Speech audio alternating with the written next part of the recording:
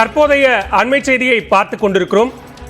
உதகை, நீலகிரி, கொடைக்கானல் உள்ளிட்ட பகுதிகளில் சீரான மின்சாரம் வழங்குவது குறித்து அமைச்சர் தங்கம் தென்னரசு தலைமையில் ஆலோசனை கூட்டம் என்பது நடைபெற்று வருகிறது.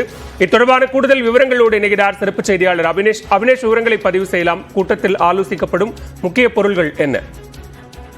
நீலகிரி மற்றும் கொடைக்கானல் உள்ளிட்ட மலைப்பகுதிகளில் கனமழை மற்றும் காற்று காரணமாக சீரான மின்சாரம் வழங்குவது தொடர்பாக இன்று நிதி மற்றும் மனிதவள மேலாண்மைத்துறை அமைச்சர் தங்கம் தென்னரசு தலைமையில் ஒரு காணொலி காட்சி வாயிலாக ஒரு ஆய்வுக் கூட்டம் என்பது நடைபெற்றது.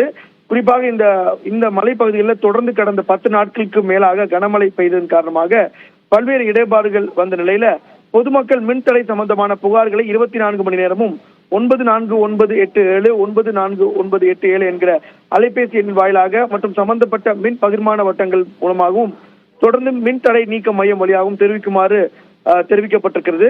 மேலும் தமிழ்நாடு முழுவதும் தடையில்லா சீரான மின்சாரம் வழங்குவதற்கு கடந்த ஜூலை 1ஆம் தேதி முதல் ஒருங்கிணைந்த பராமரிப்பு பணிகள் மேற்கொள்ளப்பட்டு வருவதாகவும் அவற்றுள் இன்றைய நிலவரப்படி 8813 பழுதடைந்த மின்கம்பங்கள் புதிதாக மாற்றப்பட்டிருப்பதாகவும், எனவே 45,525 இடங்களில் பலவீனமான இன்சுலேட்டர் மாற்றப்பட்டிருக்கின்றன.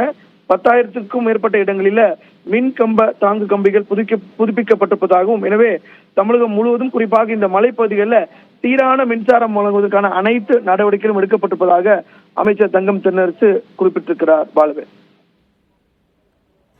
நன்றி அபினேஷ், விரிவான விவரங்களுக்கு.